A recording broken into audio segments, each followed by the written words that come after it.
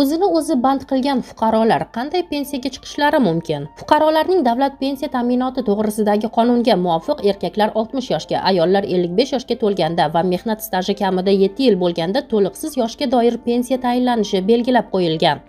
Agar fuqarolar O'zbekiston Prezidentining qarorida belgilangan 101 turdagi mehnat faoliyati bilan shug'ullansa hamda o'rnatilgan tartibda o'z-o'zini band qilgan shaxs sifatida ro'yxatdan o'tib, bazaviy hisoblash miqdorining kamida 1 baravarida ijtimoiy soliq to'lovini to'lasa, 1 yillik ish staji hisoblanishi belgilangan. Shunga ko'ra, fuqaro 7 yil davomida har yili pensiya jamg'armasiga o'zini o'zi band qilgan shaxs sifatida ijtimoiy soliq to'lovini amalga oshirgan taqdirda kelgusida pensiya olish huquqiga ega bo'ladi. Hozirgi kunda ish staji to'liq bo'lmagan chog'dagi yoshga doir pensiyaning eng kam miqdori qo'shimcha to'lovni hisobga olgan holda oyiga 745 ming so'mni tashkil etadi. Ma'lumot uchun, pensiya miqdorining tayinlanishi ish haqi va ish stajiga bog'liq. Fuqarolar ma'lum sabablarga ko'ra ololmagan pensiyani 12 oyligini emas, 24 oyligini olishi mumkin.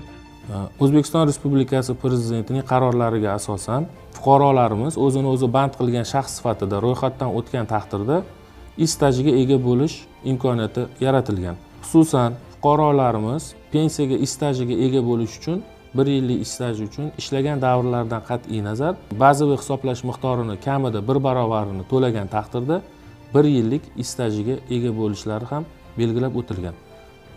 Shuni aytib o'tish kerakki, o'zini o'zi band qilgan shaxslar pensiya miqdorlarini o'zlarini ixtiyorlaridan kelib chiqib belgilashlari mumkin. Bu degani, agarda fuqaro belgilangan miqdori, bazaviy hisoblash miqdori 1 barobarda eng kamida belgilangan bo'lsa-da, lekin fuqaroga pensiya miqdori o'zi uchun ko'proq kerak bo'ladigan bo'lsa, ushbu fuqarolarimiz 1 barobar emas, balkim undan ham ko'proq to'lash imkoniyati mavjud.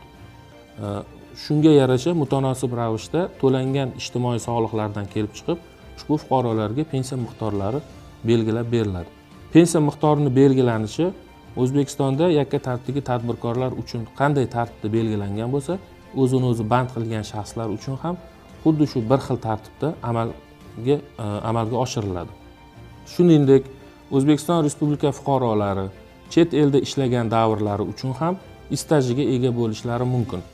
Buning uchun ushbu fuqaroyimiz chet elda ishlaganligi to'g'risida ma'lumotlarni jamg'armaning tuman bo'limlariga taqdim etish shart.